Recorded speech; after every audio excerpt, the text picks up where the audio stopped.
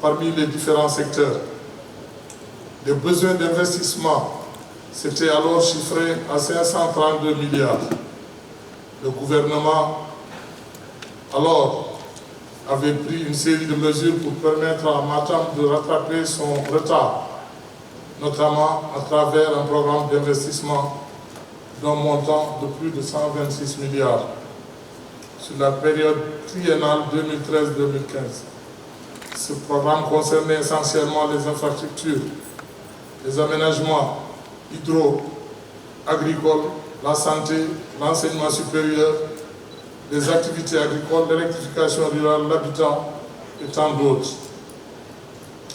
Depuis, plusieurs projets sont sortis de terre. On atteste la série d'inaugurations lors de votre tournée économique et Matam a bien changé de visage, Monsieur le Président de la République. Nous vous en remercions infiniment, Monsieur le Président de la République, et nous vous témoignons toute une reconnaissance et notre gratitude. Monsieur le Président de la République, tous les maires du Sénégal et les présidents de département vous remercie de l'acte 3 de la décentralisation, surtout avec l'augmentation des fonds de dotation et de concours. Il y a eu plusieurs secteurs financiers qui ont connu une hausse importante. Monsieur le Président de la République, vous êtes en train de faire beaucoup d'inaugurations. Je pense qu'il y a beaucoup d'inaugurations aussi que vous avez laissées certainement en rade. Après Lila Touba, vous nous avez fait Touba Dara, vous nous avez fait Dara Lenguer, vous nous avez fait de Boulal jusqu'à Matam, 122 km. Pour aller à Dakar actuellement, Monsieur le Président de la République, on met 5 heures. Vraiment, on vous félicite, on vous remercie. Considérant que les défis sont aujourd'hui très nombreux pour notre région qui ambitionne d'emprunter la voie de développement et de devenir prospère, votre tournée, Monsieur le Président de la République, j'en suis convaincu, apportera un souffle nouveau à Matam et à toute la région, parce que vous êtes toujours attentif à nos préoccupations. Monsieur le Président de la République, Matam ne regrette pas de vous avoir choisi, car depuis votre accession à la magistrature suprême, vous avez impulsé une dynamique novatrice à Matam et dans le Sénégal tout entier, en affichant une ferme volonté d'édifier une société où règne la justice, l'équité et l'égalité entre les citoyens, mais aussi de ramener l'ordre dans la satisfaction des attentes du peuple en imposant les règles de bonne gouvernance. Des aménagements hydro-agricoles pour booster la production. La densification du maillage des forages pastoraux, la valorisation des eaux de ruissellement et la création de fermes agri-élevage structurantes. La densification des pistes de désenclavement dans le Danemayo avec des ouvrages de franchissement dans le Djeri et le Ferlo, pistes comme par exemple la piste Agnam-Ranérou. La construction des quais d'embarquement et de débarquement et l'aménagement d'ouvrages de traversée, par exemple des ponts sur le fleuve pour faciliter la circulation des biens et des personnes. La région de Matam souhaite avoir son agropole propre en accord avec sa vocation de région agro-silvopastorale. Dans votre vision inscrite dans le PCE, l'agropole est un outil déterminant pour l'émergence et à l'instar du projet de zone de transformation agro-industrielle du Sud, la région de Matam souhaite la mise en place de son agropole. Dans l'éducation, Matam s'est placée première au niveau national pour les résultats du bac.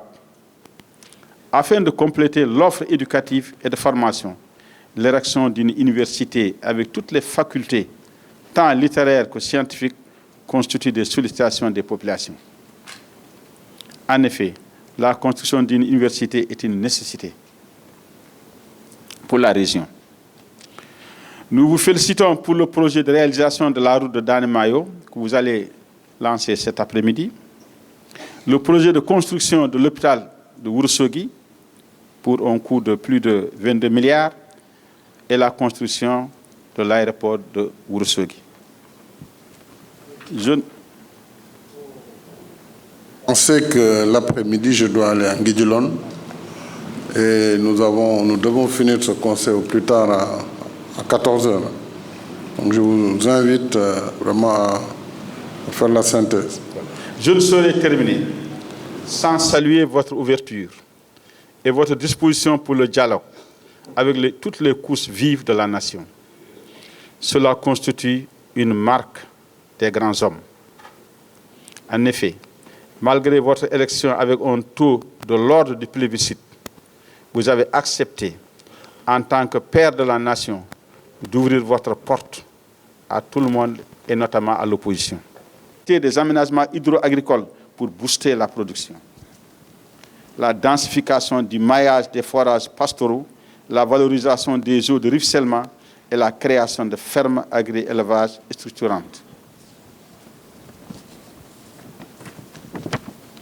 La densification des pistes de désenclavement dans le Danemayo avec des ouvrages de franchissement dans le Djeri et le Ferlo, pistes comme par exemple piste Agnam-Ranérou. La construction des quais d'embarquement et de débarquement et l'aménagement d'ouvrages de traversée, par exemple des ponts sur le fleuve pour faciliter la circulation des biens et des personnes. La région de Matam souhaite avoir son agropole propre en accord avec sa vocation de région agro-silvopastorale. Dans votre vision inscrite dans le PCE, l'agropole est un outil déterminant pour l'émergence et à l'instar du projet de zone de transformation agro-industrielle du Sud, la région de Matam souhaite la mise en place de son agropole. Dans l'éducation, Matam s'est placée première au niveau national pour les résultats du bac. Afin de compléter l'offre éducative et de formation, l'érection d'une université avec toutes les facultés, tant littéraires que scientifiques, constitue des sollicitations des populations. En effet, la construction d'une université est une nécessité pour la région. Nous vous félicitons pour le projet de réalisation de la route de Danemayo que vous allez lancer cet après-midi, le projet de construction de l'hôpital de Ourossogui pour un coût de plus de 22 milliards et la construction de l'aéroport de Ourossogui. On sait que l'après-midi, je dois aller à Nguidjilone et nous devons finir ce conseil au plus tard à 14h. Donc je vous invite vraiment à faire la synthèse. Je ne saurais terminer sans saluer votre ouverture et votre disposition pour le dialogue avec toutes les couches vives de la nation. Cela constitue une marque des grands hommes. En effet, malgré votre élection avec un taux de l'ordre du plébiscite, vous avez accepté, en tant que père de la nation, d'ouvrir votre porte à tout le monde et notamment à l'opposition. Honorables députés, Madame, Monsieur les membres du Conseil économique, social, environnemental, Madame, Monsieur les membres du Haut Conseil des collectivités territoriales, Monsieur les présidents du conseil départemental de Matam et Ranérou, Monsieur le maire de Matam, Madame, Monsieur les maires, Madame, Monsieur les directeurs nationaux et régionaux, Madame et Monsieur, Excellences, Monsieur le Président de la République, je voudrais commencer par vous rendre un hommage appuyé pour avoir organisé encore une fois un conseil présidentiel de développement ici dans notre chère région Matam. Preuve ne peut être plus suffisante de l'intérêt et de l'estime que vous portez à notre région, mais également aux populations. Cet intérêt est matérialisé par de nombreuses réalisations dont il me plairait de citer dans d'autres circonstances. Si vous me le permettez, Excellence, Monsieur le Président de la République, notamment à la grande cérémonie qui va clôturer les multiples inaugurations et lancement de chantiers. Bref,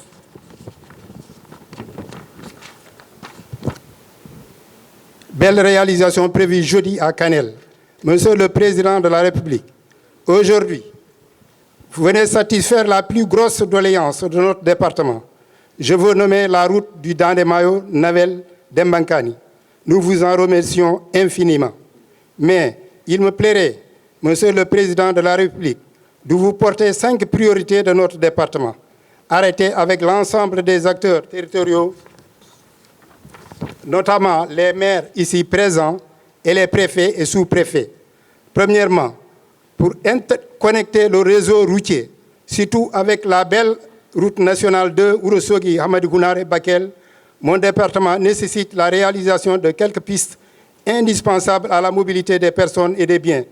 Il s'agit de Douné, Ndiot, Douné, Baké, Ndiot, Sendou, Sénoël. Exactement. Douné, Ndiot, Baké, Ndiot, Sendou, Sénoël, d'environ 35 km. Fumihara, Temboubé, Malandou, Namari. La réhabilitation de la route nationale 7 de Namari à Angar d'environ 145 km. Sinthiou Bamambi, Andiyeri, en passant par Renner oriental jusqu'à Angar d'environ 120 km. Lotoke, Ouro Mamadou, Louguere Mabba vers la nationale 7 sur 45 km. Enfin, l'érection d'un pont Bou-Ourosidi, super priorité, Monsieur le Président. Car figurez-vous, Monsieur le Président, pour une distance de 9 km séparant la route nationale de Danemayo, les populations, pendant l'hivernage, font un détour de 52 km en passant par Matam. Il importe également de se pencher sur les réseaux téléphoniques et radiophoniques. Dans les zones frontalières, on constate beaucoup d'interférences et dans le ferro, des zones carrément blanches. En deuxième priorité, à défaut d'avoir un hôpital de niveau 2, nous souhaitons l'ouverture du bloc opératoire du centre de référence de Canel. Oui. Mesdames et messieurs en vos rangs, grades et qualités. À l'occasion de ce présent Conseil présidentiel de développement, j'ai l'honneur et le très grand plaisir de porter la voix des opérateurs économiques réunis autour de la Chambre de commerce, d'industrie et d'agriculture. Répondant hier à la question d'un journaliste relative aux retombées de votre précédent passage à Matam, où vous aviez tenu un mémorable conseil des ministres en 2013, j'ai répondu textuellement ceci. N'ayant pas les évaluations exactes, je peux certifier que beaucoup de réalisations ont été faites de façon générale. Et que pour moi particulièrement, la construction d'un siège de la Chambre de commerce faisait partie des projets prioritaires. Eh bien, quelque temps plus tard, nous avons pu disposer d'un des meilleurs édifices de Chambre de commerce au Sénégal, d'un bâtiment le plus visible à Matam. Je vous remercie pour cela et tous les opérateurs économiques vous remercient pour cela, parce que là, nous nous retrouvons avec un outil fonctionnel digne d'une chambre de commerce. Donc c'est pour dire que nous avons pu disposer dans un très court délai d'un siège flambant neuf, très fonctionnel, qui fait partie d'un édifice dont tous les Matamois s'honorent. Cet édifice fait notre fierté. Millions qu'ils ont eu à investir. Il y a la DER avec les 1,4 milliard comme financement dans la région de Matam. Monsieur le Président, après vous avoir remercié de ces réalisations et des financements que vous avez eu à donner pour les jeunes, je voudrais un peu revenir sur les problèmes des jeunes de la région de Matam. Les problèmes des jeunes de Matam peuvent être analysés sous deux angles. Manque d'infrastructures et de moyens de fonctionnement des structures de jeunesse et insuffisance de personnel d'accompagnement. Et une absence d'une politique structurante de l'employabilité des jeunes et la formation. Sur le plan infrastructurel, le nombre d'infrastructures de jeunesse dans la région de Matam est insuffisant pour répondre aux objectifs juvéniles fixés. Ces infrastructures sont sous-équipées et leurs états de vétusté qu'elles sont rarement fréquentées. Pour toute la région, il n'y a que 3 CEDEPS, un CCA à Matam et un espace de jeunes à Ourossogui. Il n'existe pas de centre socio-éducatif ni de foyer de jeunes dans la région de Matam. Pour plus de précision les CEDEPS de Canel, de Ranérou et le service régional de la jeunesse sont tous logés dans des maisons conventionnées. Et ces maisons conventionnées sont exécutées. C'est pour cela même le conseil régional de la jeunesse de Matam n'a pas un siège pour abriter ces rencontres et aussi pour pouvoir faire ces activités. Également, la région manque de cadres d'épanouissement des jeunes, comme des centres socio-culturels, des stations, des stades fonctionnels, des lieux de loisirs, j'en passe. Son Excellence président de la République, il faut aussi préciser que ces dernières années, aucune infrastructure de jeunes n'a été construite dans la région de Matam. Mais nous saluons la pose de la première pierre de la Maison de la jeunesse et de la citoyenneté prévue ce vendredi. Toutefois, nous déplorons le désert infrastructurel dans 2 départements, à savoir Canel et Ranérou. Monsieur le Président, et aussi, je voudrais aussi parler sur l'absence des statuts clairement définis à travers un acte réglementaire pour l'espace jeune de Ourossogui. Absence de budget de fonctionnement pour l'espace de jeunes de Ourossogui. Sur le plan de l'employabilité des jeunes, Monsieur le Président, la région de Matam attend toujours son DAC. Le DAC de Matam qui est non fonctionnel. Depuis 2016, la jeunesse de Matam attend toujours son domaine agricole communautaire et nous osons espérer qu'il ne soit pas un éléphant blanc. Les jeunes porteurs de projets dans la région de Matam n'ont aucune structure de proximité au niveau commune, arrondissement et département pour déposer leurs projets et obtenir un financement. Absence totale d'un cadre de suivi et d'encadrement des jeunes porteurs de projets. Et aussi, il y a instabilité institutionnelle dans la politique d'insertion et d'employabilité des jeunes de la région. Insuffisance des structures régionales de financement de projets. Non-maîtrise des indicateurs fiables de chômage et d'emploi des jeunes. Manque de suivi de conseils, d'accompagnement des porteurs de projets. Absence de synergie et des structures dédiées à la jeunesse. Insuffisance d'offres de la formation qualifiante dans la région de Matam. Nous avons des CFP dans la région, mais qui ne forment que des diplômes de CAP. Nous voudrons avoir au moins des centres de formation professionnelle qui forment des techniciens pour pouvoir valoriser pour les autres régions. Sans oublier la faible implication des jeunes dans des instances de décision, alors que nous représentons plus de 70% de la population. Monsieur le Président, pour le soin porté sur le Matam pour la construction de la maison de la jeunesse et de la citoyenne, l'espoir est permis pour bientôt voir les départements de Canel et Ranérou dotés des mêmes édifices. Monsieur le Président, aussi, je voudrais revenir un peu sur le recrutement au niveau de la fonction publique. La région de Matam, les jeunes de Matam ont constaté que depuis 2003, nous avons des difficultés pour être recrutés. Récemment, nous avons vu un recrutement de 600 personnes qui ont été recrutées. Il n'y a que 3 jeunes de la région de Matam. Donc vraiment, la région de Matam est votre région, Monsieur le Président. Et nous comptons beaucoup sur vous. Nous n'avons pas dit qu'il faut prioriser Matam, mais l'équité aussi en fait partie pour la région de Matam.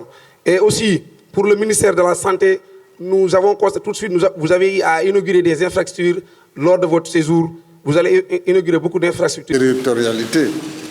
Et d'ailleurs, nous disons qu'il faut des personnels dans les régions. La meilleure façon de les avoir, c'est de prendre des gens d'ici.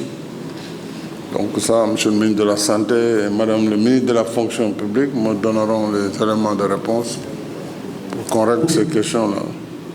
Pour terminer, Monsieur le ministre, je voudrais parler un peu en pulaar. Monsieur le Président. Des infrastructures. Pour la jeunesse, c'est l'ensemble des départements du Sénégal qui va bénéficier de ce programme des maisons de la jeunesse et de la citoyenneté. C'est pourquoi je demande aux maires ici présents et à l'ensemble des maires du Sénégal de faire déjà les délibérations pour les maisons de la jeunesse et de la citoyenneté, de faire des délibérations pour les centres de formation professionnelle modernes et de réserver des espaces publics pour les infrastructures sociales et économiques que l'État mettra en place. Souvent, on perd du temps dans la mise à disposition des terrains alors que vous avez de l'espace. Il faut anticiper pour que les délais, justement, soient respectés. Donc, ce sont des doléances en réalité qui sont déjà prises en compte. Maintenant, sur le recrutement, c'est une commission nationale. Il faut d'abord que les demandeurs d'emploi diplômés puissent s'inscrire sur une plateforme nationale, qui est la plateforme de la fonction publique, qui fait des recrutements aussi sur la base des compétences et des critères qui sont en général connus. Il y a le critère du genre, il y a les profils dont les ministères ont besoin. Ici, pour la santé, évidemment, si on est médecin ou infirmier d'État ou sage-femme d'État, évidemment, on a le profil demandé. Et s'il y a maintenant des cas qui ont fait l'objet d'omission ou des gens qui sont déjà dans les structures de santé et qui ne font pas partie du recrutement passé, qu'on puisse les connaître et corriger cela, puisque j'avais déjà indiqué au ministre de la Santé de titulariser les volontaires qui sont dans les centres de santé et dans les hôpitaux, qui n'ont pas de contrat, donc de les prendre en priorité dans le recrutement spécial de la fonction publique. Voilà. Il y a une seconde phase qui va être affinée et terminée dans les prochains mois ou prochaines semaines. Donc, il y a encore possibilité de corriger. Alors maintenant, je vais donner la parole à... de tous mes collègues qui ont contribué à préparer donc, Monsieur le Président, cette présentation, notamment le ministère des Finances et du Budget et différents autres ministères donc, qui ont envoyé des notes pour la préparation de cette présentation. Monsieur le Président de la République, notre présentation donc, sera axée sur 4 éléments. Donc, le premier, c'est le contexte. On reviendra rapidement sur les réalisations dans la région de Matam, les départements également, la contribution du programme d'urgence pour l'insertion socio-économique et l'emploi des jeunes dans la région de Matam, dans les différents départements, et le programme régional d'investissement que nous soumettrons à la validation de Monsieur le Président de la République. Le contexte est marqué toujours par les performances exceptionnelles que notre économie a pu engendrer, donc grâce au plan Sénégal émergent, l'exécution du plan Sénégal émergent avec un taux de croissance moyen de 6% sur la période 2014-2019, avec une création annuelle de 150 000 emplois, mais en même temps aussi l'exécution de ce plan Sénégal émergent coïncide également avec l'acte 3 de la décentralisation, avec notamment une territorialisation plus accrue des politiques publiques de l'État, avec des instruments nouveaux et des programmes également nouveaux permettant d'accélérer cette territorialisation pour une meilleure équité donc territoriale, mais également sociale, avec notamment la création du PUMA, PUDC, Promoville, l'ADER et d'autres instruments également. Monsieur le Président de la République, le gouverneur a déjà parlé de la région de Matam. Je vais juste noter le fait que dans le plan national d'aménagement et de développement territorial, il est prévu à l'horizon 2035 d'ériger donc Matam en métropole d'équilibre, mais également d'ériger Kanel, Ranérou, Sinthiou Bamambé, Banadji en ville secondaire. Il y a également d'autres informations importantes dans le plan national d'aménagement et de développement territorialisé, préparé donc par mon collègue le ministre Oumar Gueye, qui vous a été distribué donc pour plus d'éléments. La région de Matam, Monsieur le Président, est caractérisée par une population très jeune, 85% à moins de 40 ans, et donc ce qui fait qu'il y a des défis également majeurs à relever, et le programme d'urgence va essayer de contribuer donc à relever ces défis. Monsieur le Président de la République, comme tous les pays, le Sénégal a été affecté par la crise de la Covid-19 et toutes les régions du Sénégal également ont été affectées, mais vous avez mis en place différents programmes pour alléger la souffrance des populations et atténuer l'impact.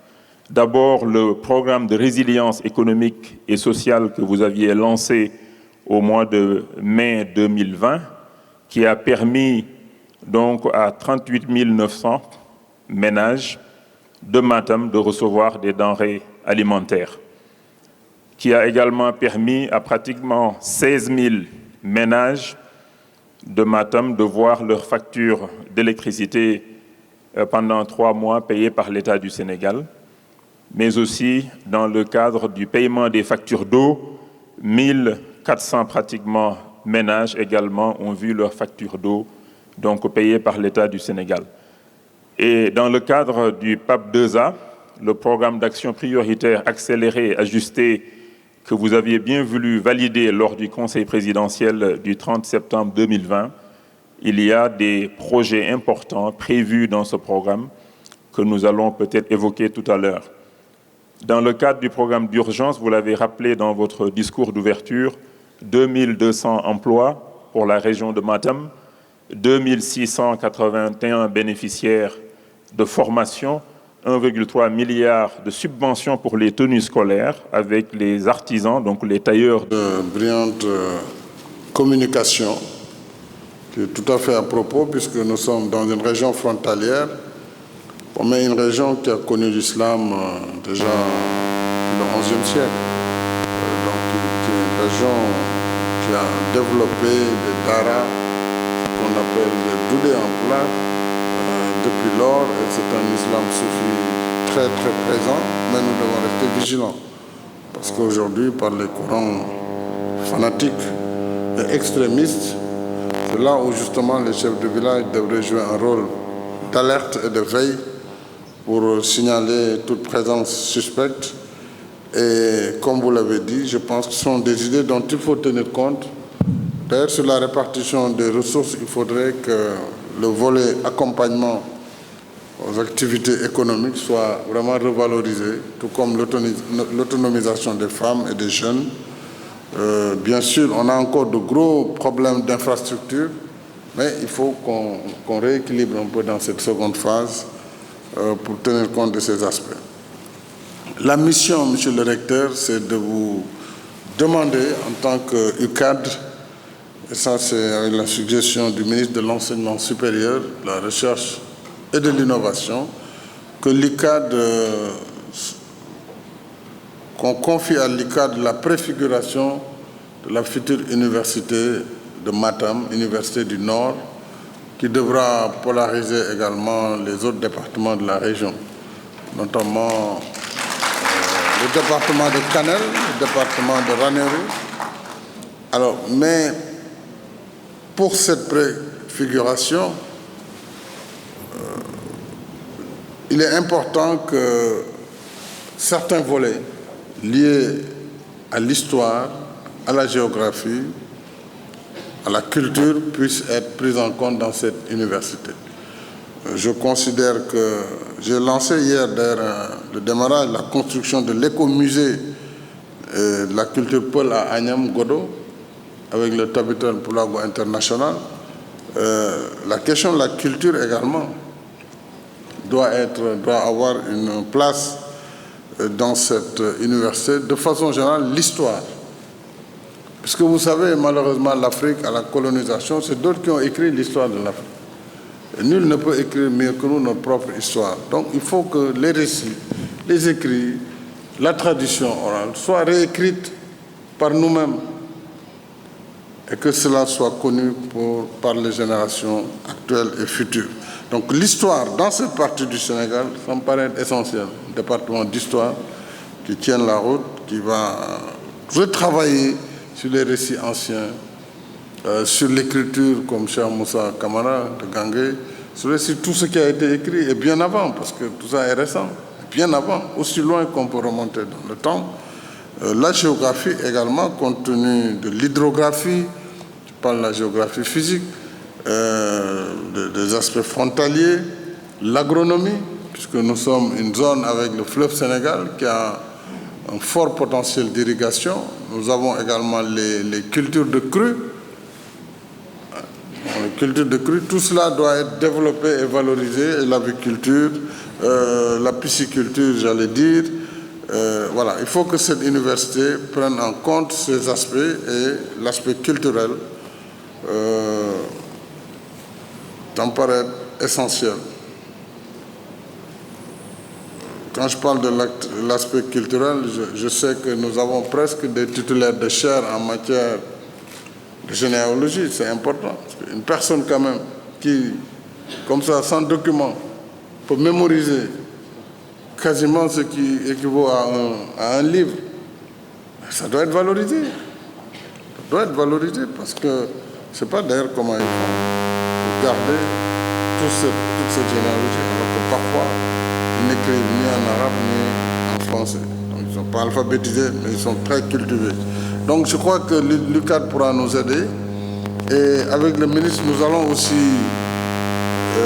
travailler déjà sur la configuration physique des facultés ou des UFR en fonction de ce que nous devrons faire. Évidemment, je le dis ici à Matam, mais je le dirai à Tambacounda, le ministre Sidiki Kaba qui me regarde comme ça, pour me rappeler l'université du Sénégal oriental. Ce sont les deux grandes universités qui nous restent à programmer. Et vraiment, en ce moment après, je crois qu'on aura franchi un pas très, très important. Voilà. Donc ça, c'est une mission, vous pourrez la préciser avec le ministre de l'Enseignement supérieur et les élus de la région, les ministres, les hauts cadres de la région pourront apporter leur contribution, justement, pendant que nous sommes en train de faire la formulation et d'écrire le projet de l'université de Matam.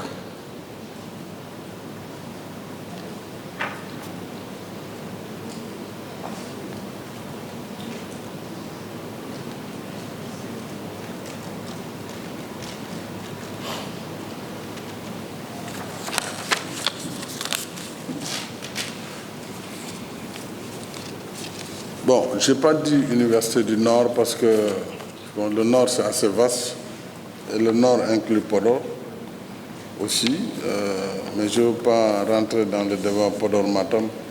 Je sais que Podor, on verra comment prendre en charge sa préoccupation dans le cadre soit de la région de Saint-Louis avec les antennes à faire, soit aussi de travailler à une intégration d'une vaste université du Nord, mais comme les distances sont déjà très très longues entre Podor et Matam, je pense qu'on pourra poursuivre ce travail pour en faire un pôle autour de Matam d'abord et Podor. On verra aussi ce qu'il faut faire pour Podor dans ce cadre. Voilà. Et avant de donner la parole au ministre de l'économie, je voudrais rappeler au département de Ranérou qu'il y avait 6 ambulances distribuées dans la région, mais Ranérou en avait déjà 2. Une pour Ranérou et l'autre pour... là, je ne sais pas si c'est Mbembem ou... Ah, Kombem. Mbembem. Où vous voyez Mbembem. Wuropulbe. Wuropulbe. Alors, on a Koredjem Kay. Hein? D'accord, donc je voulais juste vous rassurer sur le président du conseil départemental. Voilà, maintenant nous allons donner la parole au ministre Amadou Hott de l'économie, du plan et de la coopération pour le programme régional d'investissement public. Monsieur le ministre. La République, Mesdames, Messieurs les ministres d'État, Mesdames, Messieurs les ministres, et bonjour tout le monde. Monsieur le Président parlait après Hayo, me permet donc de vous dire Hayo au Fouta, votre terre d'origine. Vous allez vous rendre à Nguidjilone, la maternelle, donc je ne serai pas long. Et au-delà de Nguidjilone, reprenant les propos du maire de Matam et de Aliou Dembourou, maire de Ranérou. Donc on va finir par bien sûr accepter que le titre foncier est acquis, mais un titre foncier, cela s'entretient, d'où cette visite que vous effectuez dans la belle région du Fouta. Monsieur le Président, ma préoccupation, au-delà de toutes les autres questions de développement, c'est sur la communication. Le Fouta n'est pas et n'a jamais été un désert en matière de communication. Nous qui sommes nés ici et y avons grandi, nous avons été abreuvés de Radio Sénégal à l'époque, mais aussi de Radio Mauritanie, de Radio Gambie, de Radio Guinée et autres. Aujourd'hui, autre temps, autre réalité, nous avons dans notre pays un bouillonnement médiatique extraordinaire et cela est positif. Et Monsieur le Président, comme vous le savez, on a souvent eu à échanger sur la nécessité d'avoir une presse professionnelle, une presse plurielle et libre. Et le fait d'être dans une région frontalière, effectivement, je suis totalement en phase avec le recteur, M. Mbaye, qui a parlé tout à l'heure. C'est des enjeux de sécurité et de souveraineté. Et les médias jouent un rôle extrêmement important. Et au-delà de cette préoccupation de sécurité et de souveraineté, je pense aussi qu'il y a le soft power. La communication est un vecteur extrêmement important de ce que doit être le Sénégal. C'est une puissance sous-régionale, une puissance régionale qui peut être fortifiée si nous tenons en compte d'une façon plus importante des enjeux liés à la communication. Et je sais que vous allez inaugurer d'ailleurs les nouvelles installations de la RTS, la chaîne régionale, et c'est extrêmement important. C'est l'occasion de féliciter notre frère et confrère Racine Talla, le DG de la RTS, pour cela. Madame Ba de Hayou a parlé des télécommunications. Vous voyez, il y a une convergence aujourd'hui. Les médias classiques et les médias dits modernes ne font plus qu'un. Je pense qu'il faut développer effectivement les télécommunications, mais veiller à ce que pendant vos visites, comme pendant les jours normaux, qu'il y ait une prise en compte des préoccupations de la presse. Depuis votre visite, Monsieur le Président, des radios, des chaînes de télévision, des sites Internet ont fait des directs. Mais il y a des périodes où vous avez des blancs. On ne peut pas faire de direct parce que la connexion n'est pas assez bien étoffée. Je pense qu'il faut veiller à avoir une très bonne bande passante, mais aller au-delà pour également servir à la presse des moyens de travail beaucoup plus importants, beaucoup plus conséquents. Pourquoi pas, puisque c'est un conseil présidentiel de développement, penser à des centres régionaux de presse où les journalistes peuvent faire leur travail convenablement, y être même hébergés, sorte de réplique de cette maison de la presse Babacar Touré à Dakar, envisager des tarifs préférentiels. Je ne parle pas seulement de Matam, mais je parle du Sénégal dans son ensemble et même de l'étranger. Les journalistes bénéficient de tarifs préférentiels en matière de transport, notamment les billets d'avion, le téléphone et autres. Je crois que vous avez posé la première pierre du Centre régional de gestion des fréquences. Tout cela, je pense que c'est une pluie de bonnes nouvelles qu'il faudra intégrer et agréger, et cela devrait donner plus de possibilités pour les médias de faire correctement leur travail. Et ils font partie des dispositifs. Monsieur Mbaye a parlé également de cette menace qui est réelle. Moi, je suis natif de Bokidiawé. Je sais que c'est un village où on note quand même un certain nombre d'activités qui inquiètent la population, mais je n'aimerais pas qu'on retienne que cette image qui peut être négative de ce village, c'est un village de savoir. Tout le monde connaît le foyer religieux de Thierno Aliou, Thierno Modi Diallo, qui a presque 2000 pensionnaires qui méritent d'être soutenus, qui méritent d'être encouragés. Et il y a quelques années, au grand étonnement du village, Un autre centre y a été aménagé alors que le foyer religieux de Bokidiawé, je pense, est assez célèbre dans le Fouta et même au-delà de nos frontières, puisque vous avez des étudiants qui viennent de la Guinée-Bissau, de la Gambie, de la Mauritanie et d'un peu partout. Je pense qu'il faut effectivement que la communication soit davantage renforcée, surtout dans les zones frontalières. Dernière chose, Monsieur le Président, moi, j'ai juste 2 préoccupations. La première, c'est le modèle de développement. Nous tous, nous aspirons au développement. C'est à la limite un besoin humain. Mais un modèle de développement peut être centré sur les réalités du Fouta, centré sur notre culture, centré sur nos valeurs, centré sur nos potentialités. Le Fouta a la réputation d'être chaud.